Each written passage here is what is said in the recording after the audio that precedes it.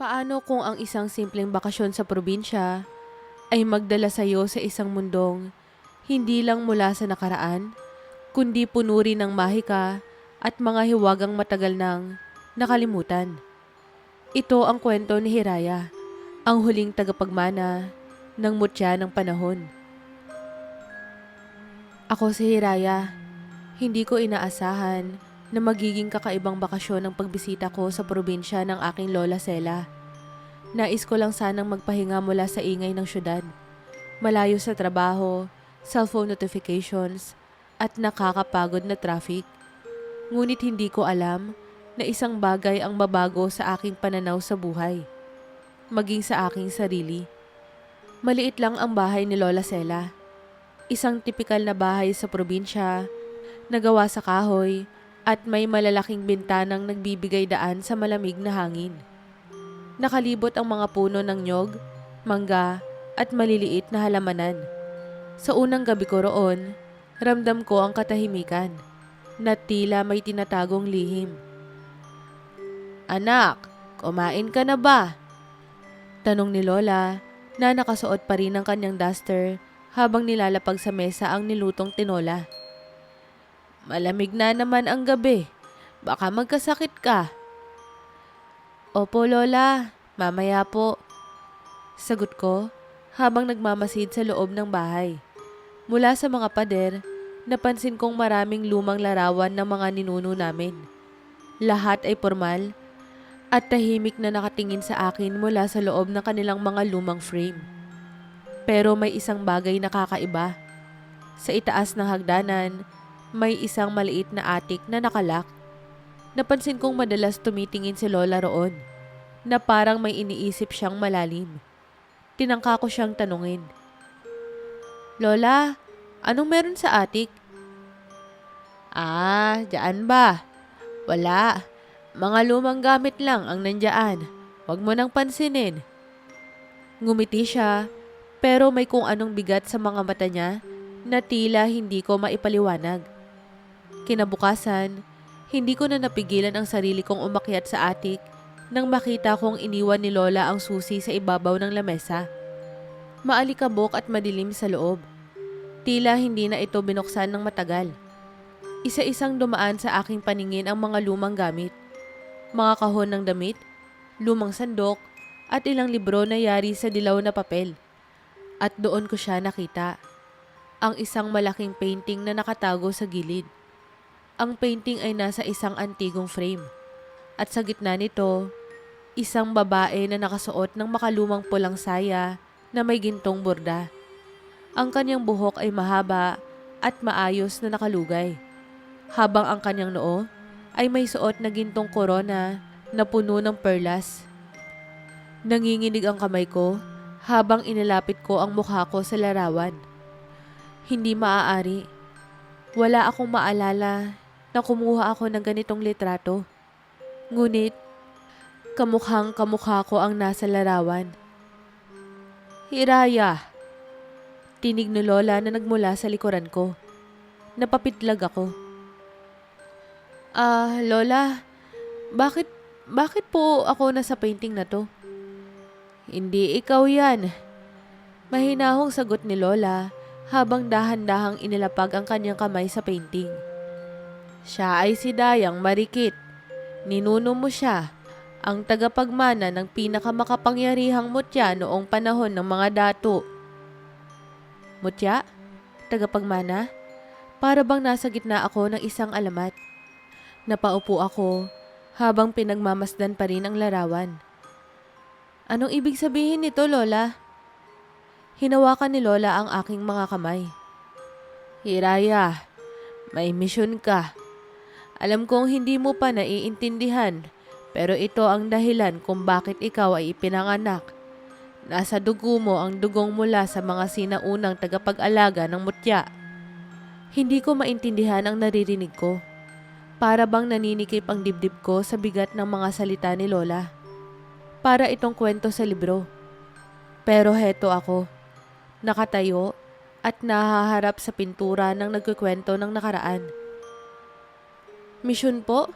Ano pong misyon? Ano pong ibig sabihin ng mutya?" Sa halip na sagutin, kinuha ni Lola ang aking kamay at inilapag sa ilalim ng painting. May maliit na kahon doon na tila yari sa ginto. May ukit ng mga simbolo na hindi ko maintindihan. Nang buksan ko, may nakita akong isang maliit na bato. Kulay lila at kumikislap, na parang may buhay. Tandaan mo ang mutyang ito, Hiraya. Ikaw ang pinili nito. Bago pa ako makapagtanong, isang malamig na hangin ang dumaloy sa paligid. Ang kahon ay nagbigay ng liwanag na bumalot sa buong atik. Biglang tumulo ang luha mula sa mata ko. Hindi ko alam kung bakit. Lola, ano to? Ngunit, hindi na nakasagot pa si Lola. Nagising ako mula sa malalim na pagkakahimbing. Pagmulat ng aking mga mata, hindi ko na naririnig ang kalansing ng pinggan ni Lola sa kusina, ni ang huni ng mga kuliglig mula sa labas. Sa halip, naririnig ko ang agos ng ilog at ang halimuyak ng sariwang lupa. Paglingon ko, natagpuan ko ang aking sarili sa gitna ng kagubatan. Nasaan ako? Bulong ko sa sarili. Mula sa likuran ng mga puno, nakita ko ang isang grupo ng mga kalalakihan. May hawak silang sibat at nakatingin sa akin na para bang nakita nila ang kanilang pinakamalaking kaaway. Huliin siya! Sigaw ng isa. Nagtayuan ang mga balahibo ko sa katawan. Hindi ko alam kung ano ang nangyayari. Kung ito ba ay panaginip o isang uri ng sumpa. Ang tanging sigurado ko ay nasa lugar ako na hindi ko kilala. At mukhang hindi ako ligtas. Hindi ko alam kung anong nangyayari. Naririnig ko ang sigaw ng mga lalaki habang nagtatakbuhan sila patungo sa akin.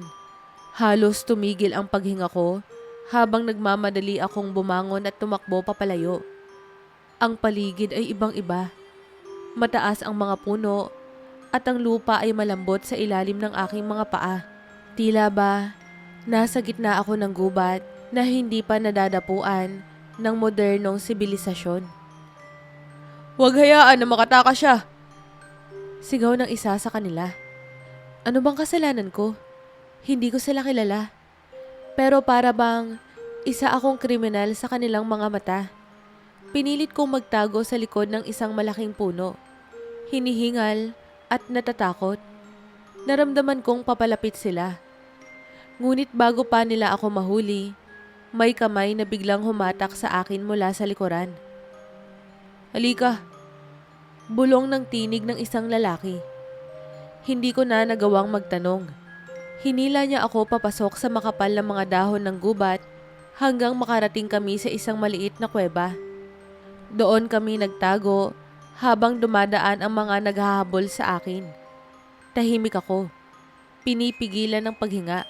Sino kam? Tinakpan niya ang bibig ko. Shh! Manahimik ka kung ayaw mo makita nila tayo. Sabi niya, mahina ngunit mariin.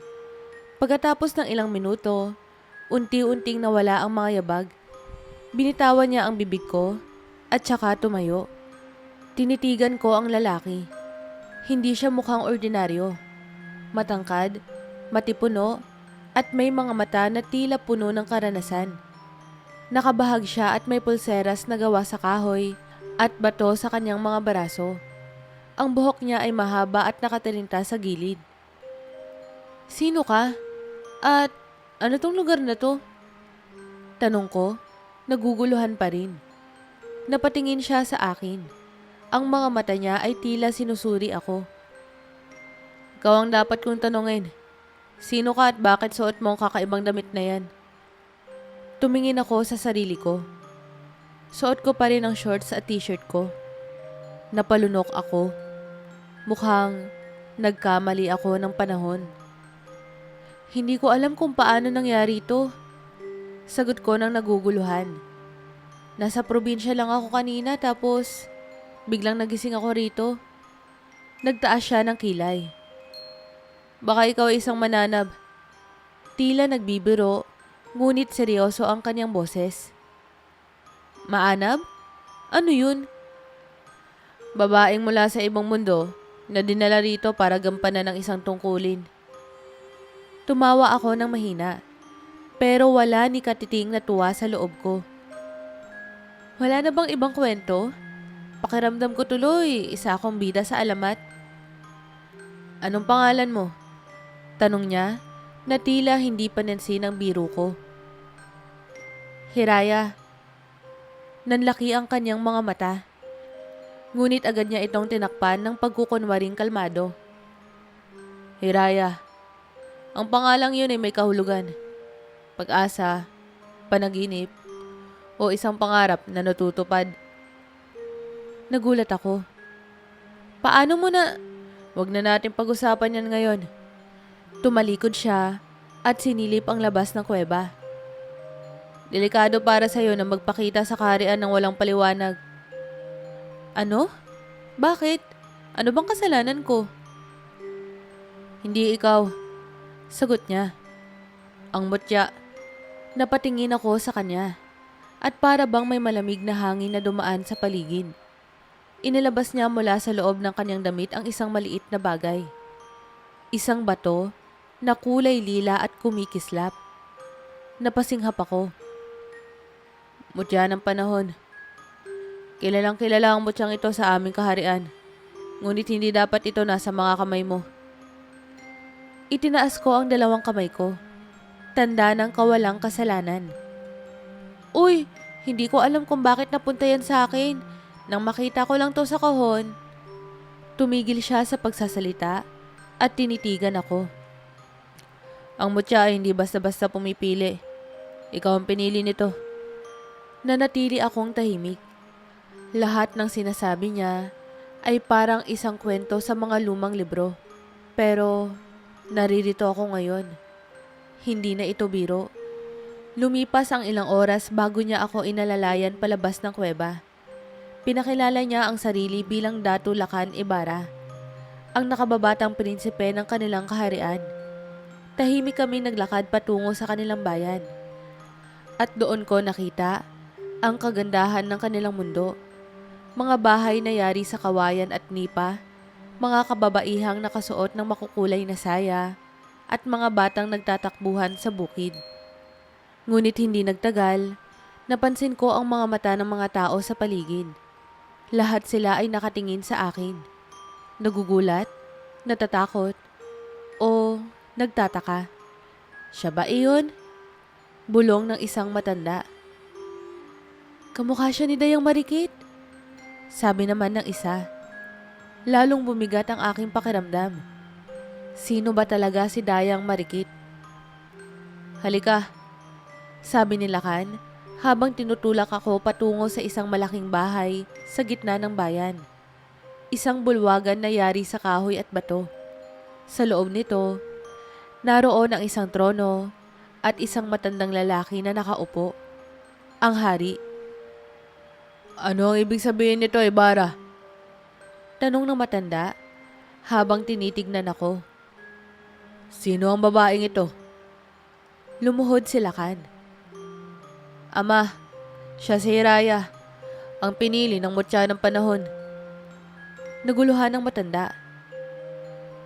Muling nagpakita ang mutya.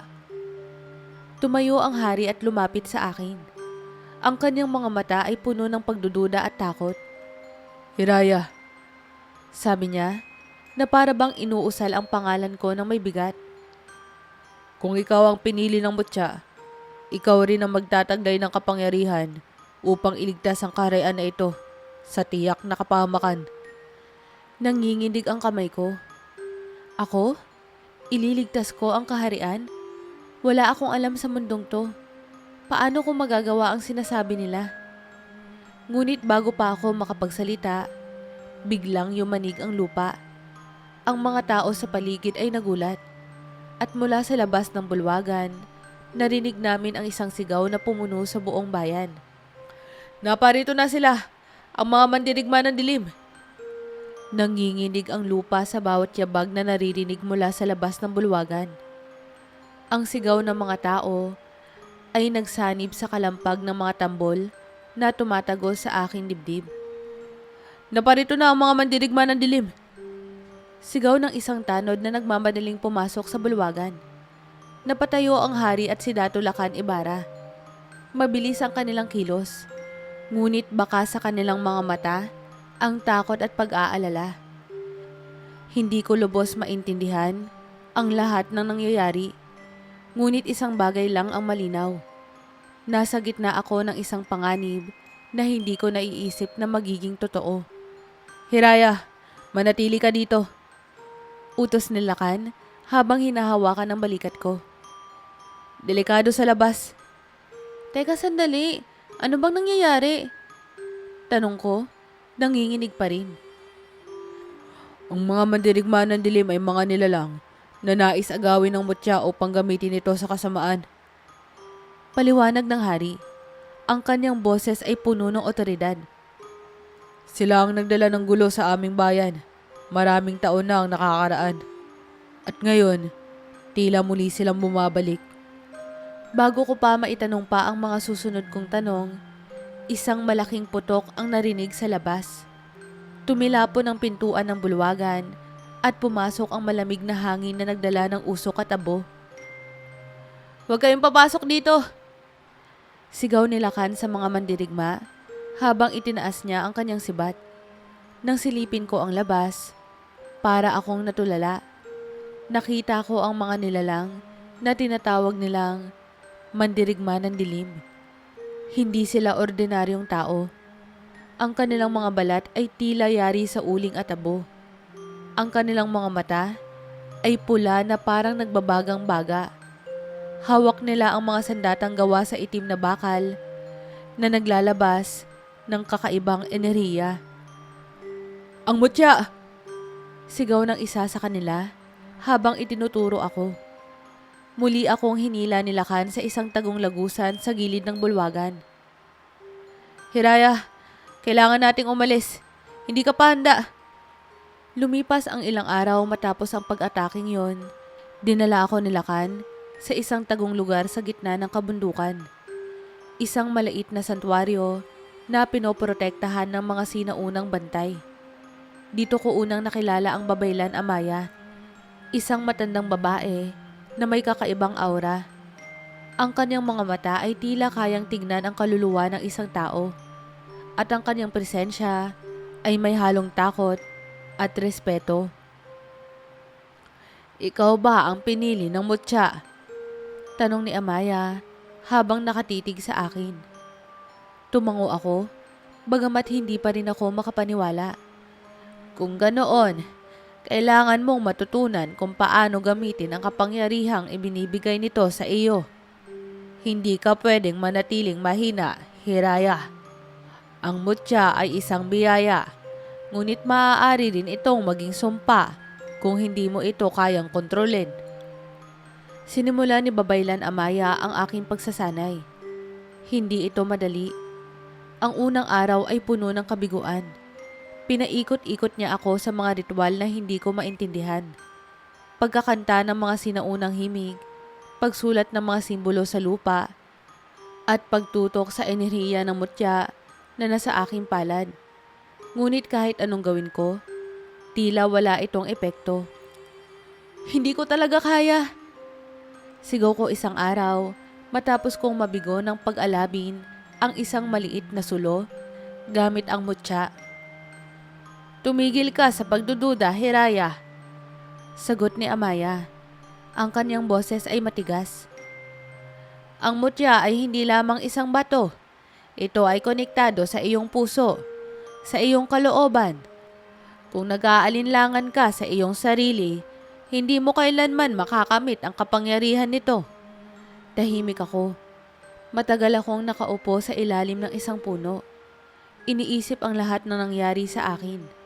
Ang pagdating ko sa mundo nila, ang pagpili ng mutya sa akin, at ang hindi ko maipaliwanag na koneksyon sa lugar na ito. Sa kabila ng lahat ng takot, naramdaman kong may bahagi sa akin na tila nagising. Bumalik ako kina Amaya at Lakan kinabukasan. Determinado na akong subukan ulit.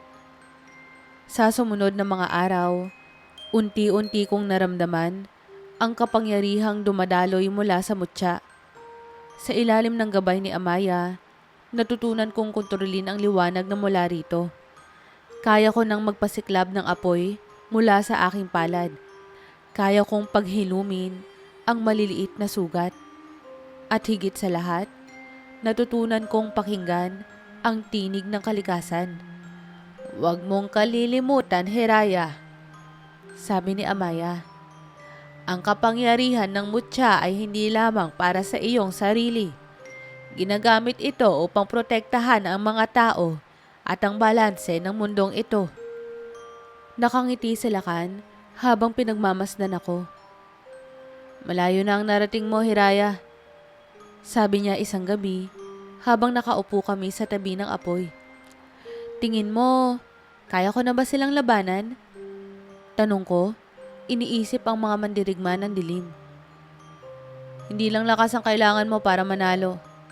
Kailangan mo rin ng tapang na harapin ang iyong takot." Sa mga araw na iyon, unti-unting lumalalim ang pagkakaibigan namin ni Lakan.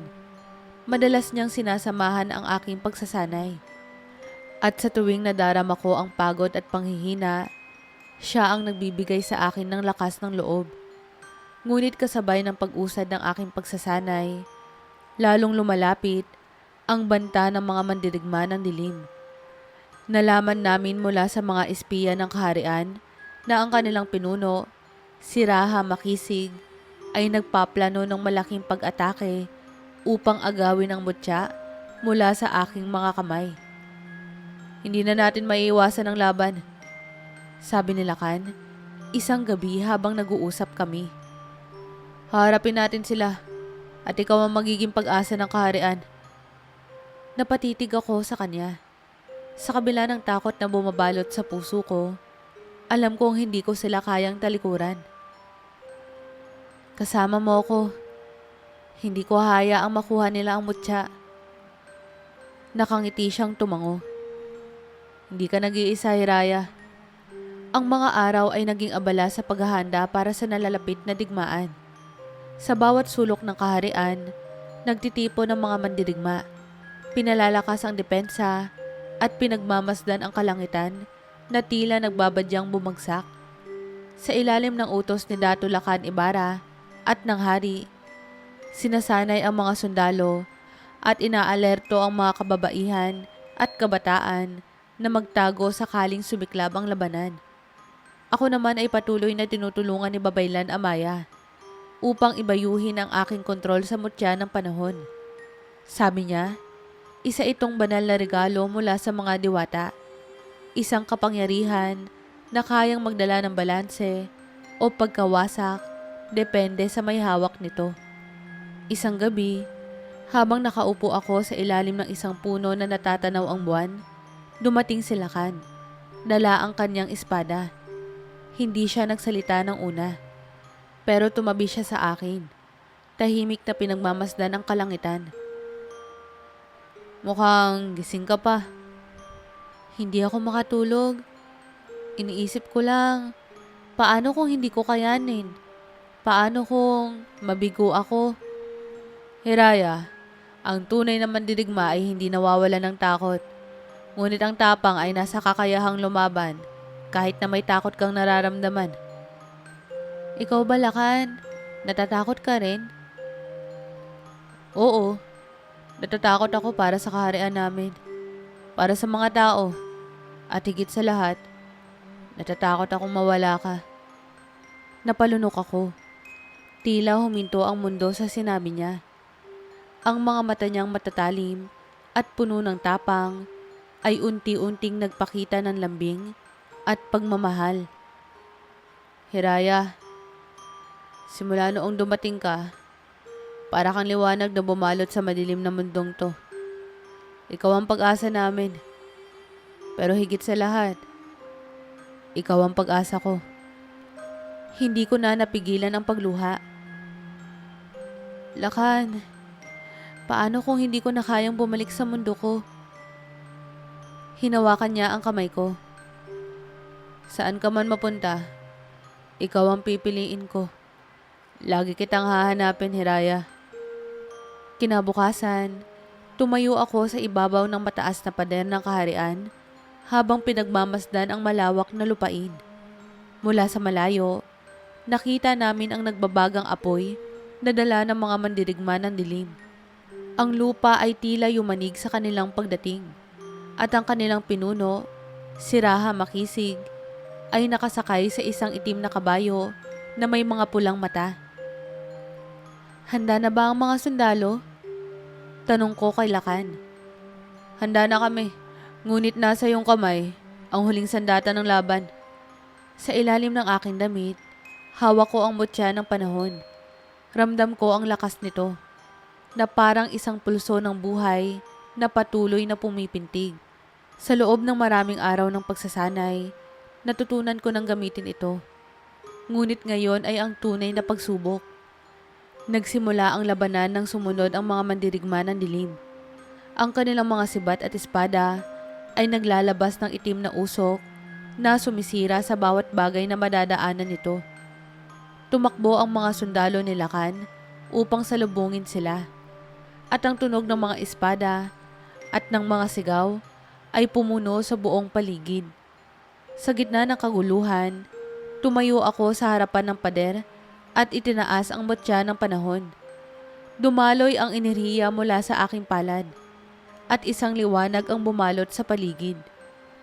Tumigil ang mga mandirigma ng dilim nang makita ang liwanag na iyon, na para bang nasusunog sila sa bawat silahis nito. "Huwag kayong matakot!" sigaw ni Raha Makisig mula sa likuran. "Agawin ang mutya!" Sumugod ang mas maraming mandirigma, at sa isang iglap, nakita ko ang isang pangkat na papalapit kay Lakan. Isa-isa silang inatake.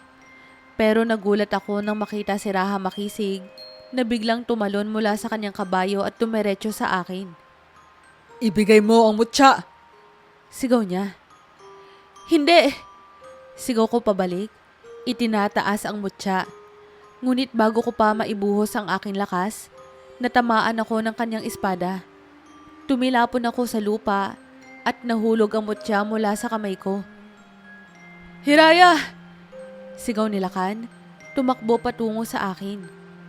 Sinunggaban ni Raha Makisig ang mutya, ngunit bago pa niya ito mahawakan, isang liwanag ang biglang lumabas mula sa bato. Tumigil siya. Halos nasusunog ang balat niya sa init na lumalabas dito. Ang mutya ay bumalik sa aking kamay, at sa sandaling iyon, naramdaman kong isa ako sa mutya, at ang mutya ay isa sa akin. "Tapusin mo na sila, Hiraya!" sigaw ni Babaylan Amaya mula sa malayo. Itinaas ko ang mutya at pinakawalan ang lahat ng enerhiya mula rito. Isang liwanag na kulay lila at ginto ang bumalot sa buong paligid. Tuluyan nang nawala ang mga mandirigma ng dilim, at si Raha Makisig ay bumagsak sa lupa. Wala nang kapangyarihan. Tumahimik ang buong paligid. Ang lupa ay muling nagbalik sa dati nitong anyo, at ang araw ay sumilip mula sa mga ulap. Nagtagumpay kami. Lumapit sa akin sa Lakan, duguan ngunit nakangiti. "Nagawa mo, Hiraya. Nailigtas mo ang lahat." Nakangiti akong tumingin sa kanya, pagod ngunit masaya. "Hindi ko to nagawa ng mag-isa." Hinawakan niya ang kamay ko. "Ngayon alam ko na, hindi lang mutya ang dumating sa buhay ko. Ikaw ang totoong kayamanan, Hiraya." Niyakap niya ako na mahigpit, at sa sandaling iyon, alam kong hindi na ako dayuhan sa mundong ito. Nandito ako para sa kanila. Nandito ako para kay Lakan. Matapos ang digmaan, unti-unti nang bumabalik ang kapayapaan sa kaharian. Ang mga mandirigma ng dilim ay naglaho na, at ang kalikasan ay tila sumasalamin sa tagumpay na aming nakamit. Ang mga puno ay muling bumalik sa sigla. Ang mga ilog ay kumikislap sa liwanag ng araw, at ang mga tao ay nagtipon upang ipagdiwang ang muling pagkabuhay ng kanilang tahanan. Nakatayo ako sa tuktok ng isang burol. Hawak ang mutya ng panahon na kumikislap sa aking palad. Kahit tapos na ang laban, Ramdam ko pa rin ang koneksyon ko rito. Isang koneksyon na tila nakakabit na sa kaluluwa ko. Anong iniisip mo?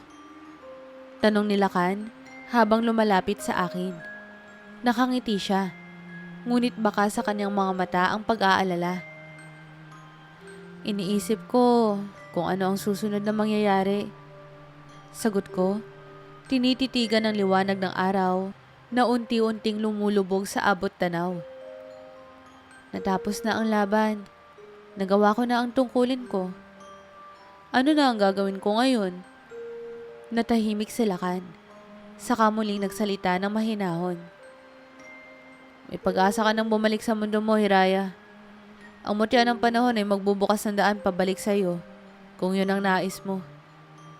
At kung piliin kong manatili, ikaw ang pipili ng sarili mong kapalaran. Ngunit alalahanin mo na dito may tahanan ka. Dito may isang taong nagmamahal sa iyo. Kumalabog ang puso ko sa sinabi niya. Matagal akong tumitig sa kanya na para bang iniukit ko sa alaala ko ang bawat sandali na kasama siya. Si Lakan ay hindi lang naging gabay sa mundong ito. Siya ang naging sandalan ko. Ang naging dahilan kung bakit ko nalampasan ang lahat. Kinabukasan, ipinatawag ako ni Babaylan Amaya. Hiraya, ang mutya ng panahon ay nagawa na ang tungkulin nito. Ngunit may isa pang huling gawain para sa iyo. Tumingin ako sa kanya. Naghihintay sa sasabihin niya. Gamitin ang mutya upang buksan ang daan sa iyong mundo. Ngunit tandaan mo, oras na bumalik ka, hindi mo na maaaring tawirin muli ang pintuan. Hinding-hindi ka na makakabalik muli rito. Sa gitna ng kagubatan, isang altar ang itinayo. Pinapalibutan kami ng mga tao ng kaharian, kasama sina Lakan at ang hari. Ramdam ko ang bigat ng desisyon ko habang hawak ang mutya ng panahon. Handa ka na ba? Tanong ni Babaylan Amaya. Tumango ako. Sa huling pagkakataon, humarap ako kay Lakan. Tahimik lang siya. Ngunit baka sa kanyang mukha ang lungkot na pilit niyang itinatago. Lakan. Mahinang tawag ko sa kanya. Hinawakan niya ang aking kamay. Ano man ang piliin mo, tandaan mo, isa kang alamat sa mundong to. Isa kang bayani, Hiraya. Nagpatak ng luha ang mga mata ko. Salamat, Lakan. Ikaw ang nagturo sa akin ng tapang. Dahan-dahan kong inilagay ang mutya sa altar. Sa sandaling iyon, isang napakaliwanag na liwanag ang bumalot sa paligid. Ang lupa ay tila lumindol at ang hangin ay nagdala ng malamig na huni na tila paalam. Naramdaman kong hinila ako ng hindi maipaliwanag na puwersa. Nang dumilat ako, muli akong nasa atik ng bahay ni Lola Sela. Pagtingin ko sa paligid, naroon ang lumang pintura ni Dayang Marikit. Tahimik at hindi kumikibo. Napaluha ako habang hinahawakan ang dibdib ko. Ramdam pa rin ang init ng mutya sa aking puso. Hiraya! Tawag ng pamilyar na tinig. Pagbaba ko, nakita ko si Lola Sela na naghihintay sa hagdanan. Tinitigan niya ako ng matagal. Tila alam na niya ang lahat ng nangyayari. Natagpuan mo ba ang hinahanap mo? Tanong niya. Tumango ako, pinunasan ang luha sa aking mga mata. Opo, Lola. Anong natutunan mo sa paglalakbay mo? Huminga ako ng malalim. Na minsan, hindi natin mapipili ang ating tadhana. Ngunit nasa ating desisyon kung paano natin ito gagampanan. At higit sa lahat, ang pagmamahal at tapang ay hindi kailanman mawawala. Niyakap ako ni Lola at sa mga braso niya, naramdaman ko na muli akong nasa bahay. Sa paglipas ng ilang taon, nakatayo ako sa dalampasigan. Hawak ang isang kwintas na matagal nang iniwan sa akin ni Lakan. Habang pinagmamasdan ko ang paglubog ng araw, may malamig na hangin na biglang humaplos sa aking balat. Hiraya, muling narinig ko ang pamilyar na tinig. Nilingon ko ang pinagmulan at halos hindi ako makapaniwala sa nakita ko. Si Lakan, nakatayo, ilang hakbang mula sa akin. Suot ang parehong ngiti na matagal kong hindi nasilayan. Lakan, paanong? Tanong ko, na nalabo ang mga mata mula sa luha. Sinundan kita. Sagot niya, hawak ang mutya ng panahon na tila nagbigay daan sa kanyang pagdating. Sabi ko naman sa'yo, saan ka man mapunta, hahanapin kita. Niyakap niya ako ng mahigpit at sa sandaling iyon, wala nang ibang mahalaga. Hindi na ako kailangang pumili sa pagitan ng dalawang mundo. Dahil sa wakas, natagpuan namin ang isa't isa. At doon, sa dalampasigan sa ilalim ng dapit hapon, nagsimula ang aming bagong kwento. Isang pag-ibig na tumawid sa panahon.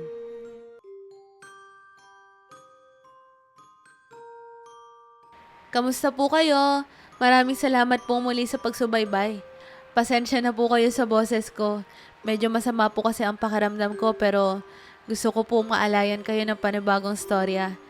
Welcome po pala sa channel ko sa mga bagong subscribers ko at maraming salamat po sa patuloy na sumusuporta sa akin simula pa po ng una. Don't forget to like and subscribe! Shoutout po sa mga magulang ko na #1 supporters ko. Love you both po!